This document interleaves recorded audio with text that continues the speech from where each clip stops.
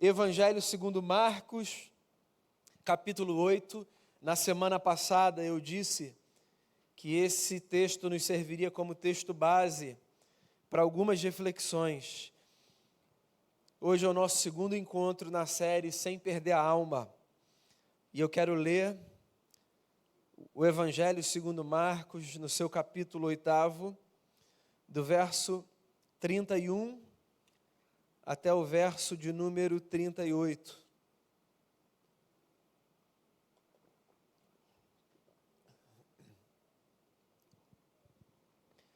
Diz assim a palavra: Então ele começou a ensinar-lhes que era necessário que o Filho do Homem sofresse muitas coisas e fosse rejeitado pelos líderes religiosos, pelos chefes dos sacerdotes e pelos mestres da lei. Fosse morto e 3 dias depois ressuscitasse. Ele falou claramente a esse respeito. Então Pedro, chamando-o à parte, começou a repreendê-lo.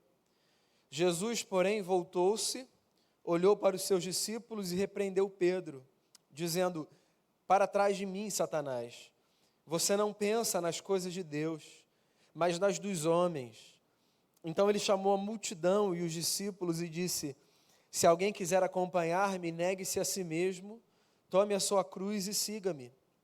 Pois quem quiser salvar a sua vida, a perderá. Mas quem perder a sua vida por minha causa e pelo Evangelho, a salvará. Pois que adianta o homem ganhar o mundo inteiro e perder a sua alma? Ou o que o homem poderia dar em troca da sua alma? Se alguém se envergonhar de mim e das minhas palavras nesta geração adúltera e pecadora, o Filho do Homem se envergonhará dele quando vier na glória de seu Pai com os santos anjos. Essa é a palavra do Senhor. Uma das palavras mais em voga no nosso tempo é a tolerância. Você já deve ter ouvido diversas vezes diversos discursos que falam exatamente sobre esse exercício que a gente deve fazer. O exercício de respeitarmos pessoas nas suas diferentes formas de enxergarem o mundo, dando a elas o direito de pensarem da forma como pensam e de terem as suas visões e valores e os seus esquemas. Tolerância é uma palavra necessária, eu diria. Eu mesmo sou um apreciador dessa palavra. Eu penso, irmãos e irmãs, que num mundo como o nosso, todos nós precisamos nos empenhar muito para aprendermos a respeitar as pessoas nas suas diferenças. A tolerância não é um exercício intuitivo, automático. Respeitar o outro no seu lugar, nas suas escolhas, na maneira como ele enxerga o mundo, é algo que requer de nós disciplina, vontade, intencionalidade, luta. Dito isso, eu queria fazer um contraponto. Porque, por mais que seja extremamente importante a gente trabalhar para que essa sociedade seja uma sociedade tolerante, também é extremamente importante a gente se conscientizar do que a tolerância é. E talvez a melhor forma da gente falar sobre isso seja pensando, primeiro, no que a tolerância não é. Às vezes a gente consegue definir algo eliminando aquilo que aquele algo não é. Por detrás de uma palavra, você já deve ter percebido isso, existe uma possibilidade quase que inesgotável de significados às vezes. A gente pode falar de uma coisa falando, na verdade, de coisas completamente distintas. Ou a gente pode usar uma mesma expressão e por detrás dela pensar em coisas completamente distintas. Quando Paulo, por exemplo, escreve à comunidade de Corinto e apresenta aquela definição magistral de amor, não é sem motivo que Paulo passa boa parte da sua definição dizendo que o amor não é. Porque debaixo da expressão amor, muita gente pensa muita coisa que de amor, pelo menos da perspectiva cristã, não tem nada. E é por isso que ele diz, o amor não busca os seus próprios interesses, não é ciumento, não se ufana, não se ensoberbece. Ou seja, ele procura definir um conceito importante, começando pela eliminação daquilo que aquele conceito não é, ainda que às vezes as pessoas pensem que ele se trata exatamente daquelas coisas. Então, quando a gente fala de tolerância, às vezes a gente incorre nesse erro de trazer para a bandeira da tolerância compreensões que, pelo menos segundo eu penso, são muito equivocadas, distorcidas. Por exemplo, quando a gente fala de tolerância, definitivamente a gente não está falando de uma aceitação acrítica, impensada, de toda e qualquer coisa que seja posta sobre a mesa. Ser tolerante não significa receber qualquer coisa e aceitar qualquer coisa como sendo ok, bacana, legítima. Deixa eu tentar transformar isso em algo mais claro, mais prático, mais palatável. Você pode se considerar uma pessoa tolerante, eu espero que você seja. O mundo já está cheio de intolerantes, nós não precisamos de mais. Não obstante, é possível que do alto da sua tolerância existam coisas que você não tolere. Você pode ser uma pessoa tolerante e não tolerar, por exemplo, a violência como linguagem política, como linguagem religiosa, como linguagem afetiva. Você pode ser uma pessoa extremamente tolerante e dizer para os seus, violência não. Você pode ser uma pessoa tolerante e não aceitar machismo, misoginia. Você pode ser uma pessoa tolerante e não aceitar homofobia, xenofobia. Certo? Você pode ser uma pessoa tolerante e você pode não aceitar a traição enquanto um valor. Você pode ser uma pessoa tolerante e você pode dizer com toda a sua força não à corrupção, à mentira, ao orgulho. E eu poderia aqui elencar uma série de elementos para os quais você poderia olhar e acerca dos quais você poderia dizer, isso eu não aceito, ainda que eu me considere uma pessoa tolerante. Porque tolerante não é o sujeito que olha para qualquer coisa indistintamente e diz assim, tudo bem, vamos lá, em prol da liberdade. Tudo bem, vamos lá, se é assim que você pensa. Todos nós temos uma visão de mundo. A sociologia, a filosofia, a teologia e outros saberes e ciências gostam de usar a palavra cosmovisão para falar da nossa visão de mundo. Visão de mundo nada mais é do que a forma como a gente concebe a vida de maneira geral. Visão de mundo é essa categoria de elementos que uma pessoa reúne e a partir das quais ela escreve os seus valores, a sua ética, a sua moral. Todos nós temos. Nós a recebemos da nossa família, nós a recebemos da nossa interação com a sociedade, nós a construímos a partir dos nossos valores, religiosos ou não religiosos, através da moral que a gente subscreve, da ética que a gente pratica. Tem gente que tem consciência da sua visão de mundo. Tem gente que não faz ideia de qual seja a sua visão de mundo, até que olhe para o que faz, para o que defende, para o que não defende e diz, ah tá, é nisso que eu acredito. Quanto mais consciência você tiver da sua visão de mundo, mais chance você tem de viver uma vida coerente. Então, quanto mais seguro você for dos valores que você subscreve, mais chance você tem de fazer com que a sua vida seja uma vida alinhada.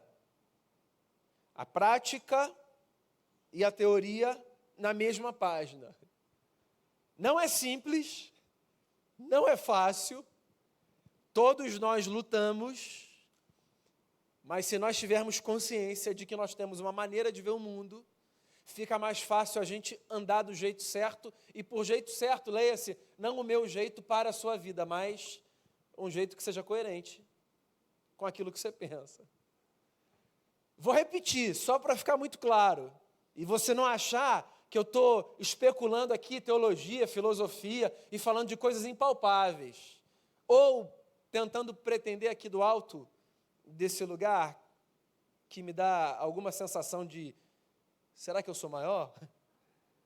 Há algum tipo de segurança que faz com que os outros pensem, se ele está falando com essa propriedade é porque ele faz direito. Todos nós temos uma dificuldade imensa de fazer com que a nossa visão de mundo se reproduza o tempo todo na prática. Então, por exemplo, você pode ter, numa vida familiar de qualidade, um grande valor para você. Você pode, inclusive, todos os dias dizer assim, a minha família eu não negocio, minha família em primeiro lugar. Mas, na prática, você pode, às vezes, agir colocando a sua família em segundo, terceiro, em quinto lugar. Porque acontece. Acontece porque a vida não é simples, a vida não é fácil, porque a gente, às vezes, faz escolhas equivocadas, sabendo, às vezes, sem saber. Todo mundo tem uma visão de mundo, ponto. E o meu próximo ponto é, já que todo mundo tem uma visão de mundo, é bom que a gente perceba que toda visão de mundo tem limites. E é por isso que quando a gente fala de tolerância, a gente não fala de aceitar de forma crítica qualquer coisa que seja posta sobre a mesa. Se eu tenho uma visão de mundo, pensa comigo. E se eu penso que a vida deve funcionar dessa maneira A, então isso significa necessariamente que se a vida funcionar dessa maneira menos A, isso aqui está fora da minha visão de mundo. Você entende? De novo, deixa eu tentar transformar isso em algo mais prático. Se para mim, na minha visão de mundo, a verdade é um valor, sempre que, de alguma forma, eu alimentar a mentira, eu estarei com um problema com a minha visão de mundo. Eu estarei apresentando lógicas em choque. Está aí. Se eu acredito que a lealdade é um valor na minha visão de mundo, sempre que as minhas relações forem conduzidas por qualquer coisa que seja o oposto da lealdade, o que vai acontecer? Lógica em choque. Porque eu vou estar praticando algo que não se alinha com aquilo que eu acredito ser o melhor para a minha vida. E por que eu estou fazendo todo esse preâmbulo e falando isso tudo?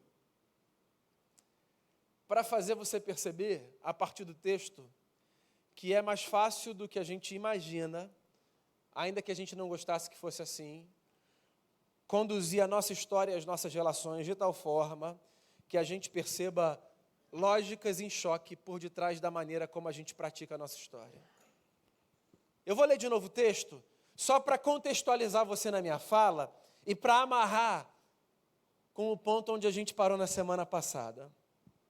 Então ele, Jesus, começou a ensinar-lhes que era necessário que o Filho do Homem sofresse muitas coisas e fosse rejeitado pelos líderes religiosos e pelos chefes dos sacerdotes e pelos mestres da lei, e que ele fosse morto e que 3 dias depois ele ressuscitasse.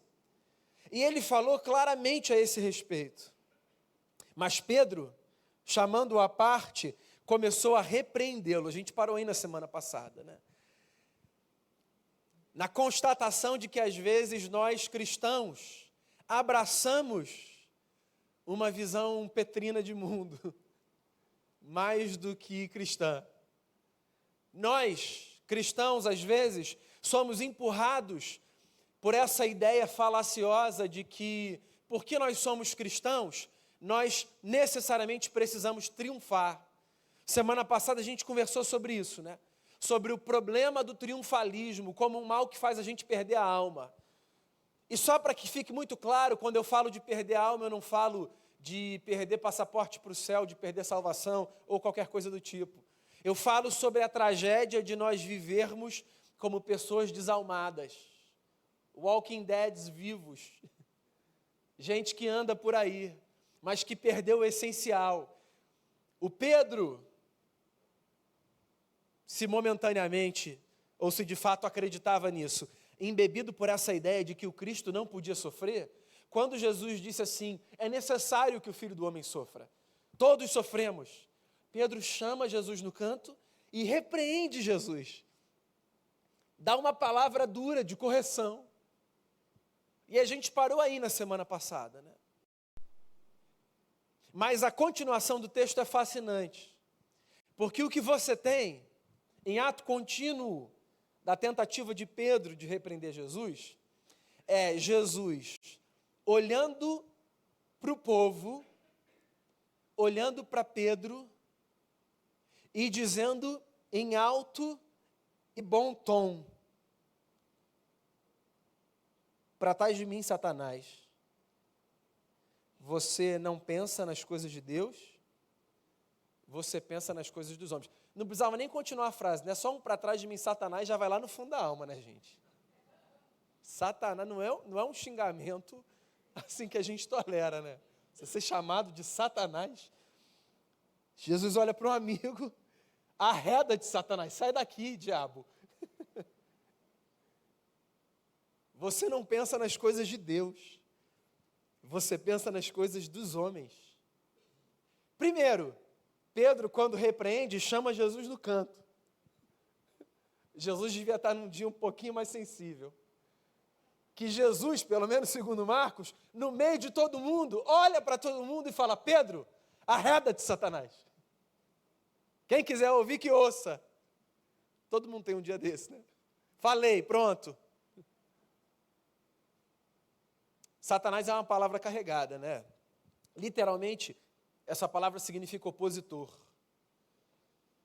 E eu imagino que o Pedro, enquanto um homem daquele tempo, versado naquele idioma, entendeu a palavra muito mais como você está como um opositor do que você é um anjo que caiu do céu. Essa leitura é muito posterior na história da igreja. O Pedro entendeu o recado. O que Jesus estava dizendo é, Pedro, se afasta com essa mentalidade opositora. Se afasta, meu amigo.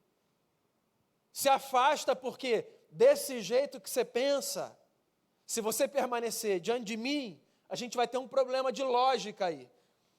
Porque essa sua forma de enxergar a vida, Pedro, não combina com a forma como eu enxergo a vida. E com aquilo que eu ensino para aqueles que querem aprender de mim. Jesus era um mestre. Jesus não estava dizendo com isso, eu não sei conviver com quem pensa diferente. Jesus estava olhando para um discípulo, um homem que havia aberto seu coração para aprender dele. Quando a gente abre o nosso coração para a gente aprender de alguém, a gente abre a nossa vida para que esse alguém tenha sobre nós o direito de dizer, isso aí está muito errado, hein? Se esse alguém vai escolher continuar caminhando daquele jeito ou mudar a sua forma de caminhar, é uma outra discussão. Mas quando eu me abro para aprender de alguém, eu dou a esse alguém o direito de me dizer se aquilo aos seus olhos está certo ou se está errado. E Jesus está deixando muito claro, porque outros discípulos estavam ali, e Jesus queria ensinar para todo mundo, e Jesus queria fazer todo mundo perceber que caminhar com Ele implica em necessariamente abandonar todos os valores e todas as ideias que não se harmonizam com a sua ética. Na prática, amigo e amiga, o que eu estou dizendo é o seguinte: quando você se dispõe a ser um seguidor ou uma seguidora de Jesus, você necessariamente admite que para a sua vida agora, você não considera mais todas as coisas possíveis, cabíveis. Quando você se dispõe a seguir a Jesus de Nazaré, você assume para si o ônus de não ser mais o critério último que diz acerca da sua própria vida, o que vale e o que não vale. Vê se você me entende. É claro que no final das contas a escolha é sua. Você já deve ter percebido isso. Você não é uma marionete nas mãos de Deus. Deus não trabalha com você como um ventríloco com o seu boneco, fazendo com que a sua boca se abra, reproduzindo palavras que são dele, fazendo com que você perca a sua autonomia. Deus não trabalha assim. De tal forma que ou nós nos empenhamos para a boa vida, ou nós não viveremos a boa vida. Em todos os sentidos. Certo? Você é um filho de Deus, uma filha de Deus, assim você se chama. Você crê que Deus cuida de você.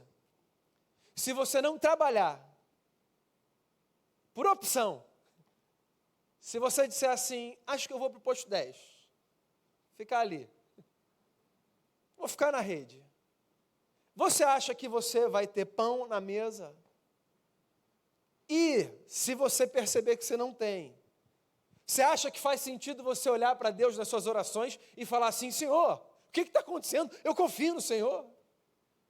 Ora, é um exemplo muito simples para te lembrar que o fato da gente caminhar com Deus e acreditar nas promessas de Deus não faz com que a gente esteja isento da nossa responsabilidade de fazer aquilo que Deus manda a gente fazer. Trabalhar pela boa vida. E boa vida não no sentido pejorativo da palavra, pela vida boa, sabe? Pela vida de qualidade. Pela vida que nos dá a graça de comer o pão, de pagar as contas, de fazer o que a gente gosta de fazer, às vezes com luta. Ora, se isso funciona nessa dimensão prática do trabalho, porque eu sei que você sabe que se você não trabalhar, você não vai ter dinheiro na conta. Eu sei que você sabe disso, que Deus não paga a conta. Deus não paga a conta. Deus não paga boleto. Se disseram para você que Deus paga boleto de crente, esquece, Deus não paga boleto. Deus não tem senha de banco. Você sabe disso. Só que, para outras coisas que não são tão óbvias, às vezes a gente se esquece. E a gente se esquece, por exemplo, que a boa vida em outros aspectos, da qualidade das relações, da consciência tranquila, da boa postura enquanto um cidadão, do bom convívio na igreja ou em qualquer outro núcleo social, de um bom casamento, de uma boa relação com os filhos. A boa vida requer da gente boas práticas. De tal forma que, se eu for um estúpido na minha forma de lidar com as pessoas que me cercam, eu dificilmente desfrutarei de uma boa vida nas minhas relações. Porque a estupidez apresenta uma lógica em choque com aquilo que o Evangelho apresenta como um valor para a vida. É engraçado, a igreja é tradicionalmente, lamentavelmente, conhecida como essa comunidade castradora, certo? A igreja é conhecida na sociedade como a comunidade que castra. A igreja é a que diz assim, ó, você pode, você não pode. Aqui você pode ir, aqui você não pode ir. Com fulano você pode andar, com fulano você não pode andar. Então é possível que você tenha crescido, inclusive, ou passado parte da sua história num contexto religioso em que os pastores e os líderes diferentes tinham sobre você um poder tão grande que você dava a eles o direito de dizer o que você podia ou não podia fazer em determinada área da sua vida. Então, por causa desse excesso de poder, e veja bem, também pelo desejo humano de que os outros façam escolhas por nós, porque é sempre muito mais fácil os outros fazerem escolhas por nós, esse combinado, sendo aqui muito simplista, esse combinado fez com que a igreja se transformasse numa comunidade castradora. O sacerdote diz para todo mundo o que pode e o que não pode fazer, e as pessoas vivem, ou mentindo, obviamente, o que é mais fácil, ou fomentando neuroses dentro de si, porque a castração, psicólogos me ajudem, ela vai fomentar neuroses. E aí, a igreja ficou conhecida como esse ambiente. Então, é possível que você já tenha ouvido diversas vezes pessoas falando assim, igreja, estou fora. Já viu cheio de limitações, ainda vou lá para o pastor dizer o que eu posso e não posso fazer com a minha vida? Então, essa é uma leitura completamente equivocada do Evangelho. Não que o Evangelho seja o Evangelho do oba-oba, não é, nunca será. Mas a igreja também não deveria ser a comunidade da castração. A igreja deveria ser a comunidade das pessoas que, por amarem a Jesus de Nazaré, entendem que não é qualquer tipo de vida que vale. E procuram, consequentemente, discernir que tipo de vida que vale a partir da leitura dos princípios da Bíblia. A igreja devia ser essa comunidade. A comunidade que, por exemplo, não educa filhos para os seus pais, mas facilita, sendo colaboradora dos pais no processo de educação dos filhos. Quando as nossas crianças vêm para cá, elas não vêm para serem educadas pela igreja, porque esse poder não é um poder da igreja. Esse é um poder facultado aos pais, certo? Então a igreja, ela é uma comunidade que trabalha para facilitar o processo de educação dos filhos, sendo colaboradora, oferecendo nas suas atividades, e aí cada comunidade vai oferecer de um jeito, às crianças a possibilidade de se aproximarem dos textos sagrados, de terem um convívio saudável com os amigos, de aprenderem o que é vida comunitária. Mas a igreja não educa as crianças. Como a igreja não educa adolescentes e educa jovens, no sentido de assumir o protagonismo desse papel. A igreja é colaboradora. A igreja não é a comunidade que vai dizer para o seu filho e para o seu neto, isso você pode, isso você não pode. Isso quem diz é pai e mãe. Então é engraçado, porque, na verdade, é meio tragicômico. Eu li outro dia, numa matéria, que era uma matéria que tecia altas críticas à comunidade evangélica. Havia um pedacinho da matéria que dizia assim, que em algum lugar, em alguma igreja, um adolescente foi deixado na porta com um bilhete, pedindo que esse bilhete fosse entregue ao pastor. E nesse bilhete dizia o seguinte: desisti, só a igreja pode dar jeito no meu filho. Ainda bem que não foi na Ernesto Pinheiro, número 30. Como assim? Eu entendo o pedido de ajuda. A igreja é uma comunidade de gente que se ajuda. Mas a igreja não é a comunidade que diz às pessoas o que as pessoas podem ou não podem fazer. O evangelho é o poder de Deus para remoldar a nossa vida e para fazer com que a gente pense comunitariamente o que faz sentido e o que não faz. O que faz sentido para a gente não enfrentar esse problema ou para a gente minimizar esse problema da lógica em choque, porque é muito angustiante. É muito angustiante eu viver todos os dias com as minhas próprias lutas, tentando fazer com que coisas que não se encaixam no Evangelho, se encaixem no Evangelho para o meu bel prazer. A gente vive uma luta constante, há coisas que não se encaixam. Não tem jeito. Como a igreja tem uma obsessão por assuntos de sexualidade, é possível que você pense, inclusive, em uma série de questões envolvendo sexualidade que não se encaixam. Mas existem outros problemas 1000 que não se encaixam. Outros problemas 1000. A maledicência não se encaixa com a lógica do Evangelho. Não se encaixa. Esse negócio da gente dedicar o nosso tempo, que já é escasso, para falar do outro, para falar mal do outro, para espizinhar o outro, e para criticar o outro, para detonar o outro.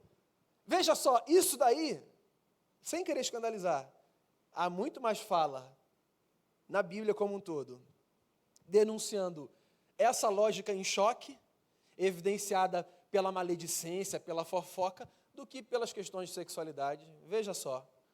Não que essas questões não devam ser olhadas, mas há outros problemas que revelam lógica em choque. E o que Jesus está dizendo é: Pedro, opositor, vai para trás. Você não está entendendo. Você não pensa as coisas de Deus, você pensa as coisas dos homens. E aí é evidente que aqui Jesus está fazendo uma contraposição. Não que tudo que seja do homem é oposto ao que é de Deus. Jesus só está dizendo o que Moisés já tinha falado, e os profetas também, e o que Paulo vai falar, que existem em nós desejos que não se harmonizam com os desejos de Deus. E sempre que a gente perceber essa luta pelo bem da nossa alma, é de bom tom que a gente deixe, pela falta de expressão melhor, Deus prevalecer. Deus não precisa que a gente deixe Ele prevalecer, mas você entende? É de bom tom que a gente diga, ok, isso não. Aí Jesus encerra pelo menos essa sessão que eu quero trazer para hoje, dizendo assim, agora não mais para Pedro, mas para a multidão. Se alguém quiser me acompanhar, negue-se a si mesmo, tome a sua cruz e me siga. Pois quem quiser salvar a sua vida, a perderá. Mas quem perder a sua vida por minha causa e pelo Evangelho, a salvará. O que Jesus está falando com isso? De novo, o que Jesus não está falando? Ele não está falando que a caminhada do Evangelho é uma caminhada de sofrimento e de negação constante e de dor. Ele não está falando disso. Jesus não está sintetizando nos detalhes o que significa caminhar com Ele. Você caminha com Ele, você tem muita alegria. O que Ele está dizendo é que, às vezes, o que Ele tem para a gente, enquanto projeto de vida, não pense especificamente em detalhes, tá? É o oposto daquilo que a gente concebe. Então, é possível, por exemplo, que você tenha chegado a uma igreja, esta ou qualquer outra, pensando, agora minha vida vai deslanchar. E você está aí, ó, esperando os humilhados serem exaltados. Talvez sem entender, até agora, que não tem a ver com isso. Deslanchar nesse sentido. Quem quiser salvar a sua vida vai ter de perder. Jesus. Não existe mestre mais fascinante. Pode acreditar. Não existe projeto de vida que faça mais sentido do que aquele de depositar aos pés do Cristo a sua história. Não obstante, amigos e amigas, caminhar com Jesus significa deixar de caminhar com todos os outros mestres. Entende? Quando eu olho para a cruz e eu digo assim, é aquele que foi parar lá e que de lá desceu, voltando à vida ao terceiro dia, é a Ele que eu devotarei a minha vida. Isso significa, consequentemente, que eu então não devotarei a minha vida a mais nenhum outro Deus. E por nenhum outro Deus eu não me refiro apenas nem principalmente a deuses de outras religiões. É fácil a gente não devotar o coração a deuses de nenhuma outra religião. Eu estou falando a você não permitir que outras coisas e outras pessoas ocupem esse espaço na sua história. Porque quando eu digo sim a Jesus, mas confio mais nas minhas habilidades, nos meus recursos, do que em Jesus, há lógicas em choque. E quando eu digo, eu quero aprender de ti, Jesus, mas digo também, eu sou esse cara, quem quiser conviver comigo vai ter que lidar com isso.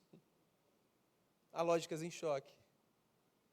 E quando, no segmento de Jesus, eu uso a minha boca mais para amaldiçoar do que para abençoar, para destruir do que para construir, há lógicas em choque. Fica tranquilo. Jesus também pagou por esse pecado. Ninguém vai para o inferno por causa de lógicas em choque, se esse é o seu medo. Tem gente que se movimenta para o céu com medo do inferno. Então, check, não se preocupa com isso. A questão não é céu e inferno, a questão é vida. Para a vida aqui ter qualidade, eu e você, todos os dias, precisamos nos esforçar constantemente para que haja harmonia entre o que a gente professa e entre o que a gente vive. É um desafio diário, mas a graça do Cristo, que não desiste da gente, que ama até o fim, possibilita que a cada novo dia a gente se esforce mais uma vez, dando mais um passo na direção de sermos o tipo de gente que Ele deseja que a gente seja. Vamos fazer uma oração? Coloque sua vida diante dEle, em gratidão. Faça um exercício de refletir, aproveitando esse momento, de refletir sobre o que você deseja eliminar e peça a Ele para que Ele te dê graça.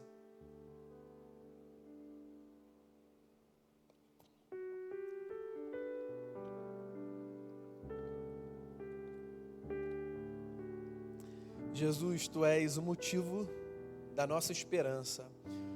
Se a nossa esperança estivesse em nós mesmos, nós seríamos infelizes, terrivelmente infelizes, porque nós vivemos lutas imensas dentro de nós. O que nos salva dessa angústia é sabermos que quando o Senhor foi para a cruz, a despeito do que pensava Pedro, o Senhor foi para a cruz e desceu dali carregado por homens, morto, e foi posto no sepulcro e saiu dali andando, ressurreto ao terceiro dia, para a nossa redenção. De forma muito objetiva, eu queria orar por mim e pelos meus irmãos, Senhor, e pedir: livra-nos de toda e qualquer ação, prática, conduta que denuncie que na minha vida e na vida dos meus irmãos existem lógicas em choque. Minimiza essa tragédia na nossa história. Faça com que pela Tua graça a gente consiga alinhar a nossa conduta àquilo que a gente entende ser valor dos céus para a nossa vida. Não para a gente arrotar a moralidade, não para a gente dizer para as pessoas como elas devem viver. A vida, ela já tem desafios demais para a gente ainda se ocupar com dizer às pessoas como elas devem viver. Que a gente faça isso para a gente ser uma inspiração e para a gente viver de forma leve, para que os nossos relacionamentos sejam saudáveis. Coloco diante de Ti o nosso coração. Te agradeço pela Tua palavra, pelo Teu evangelho. Ajude-nos por graça e por misericórdia, em nome de Jesus. Amém. Amém. Irmãos, avançando para a nossa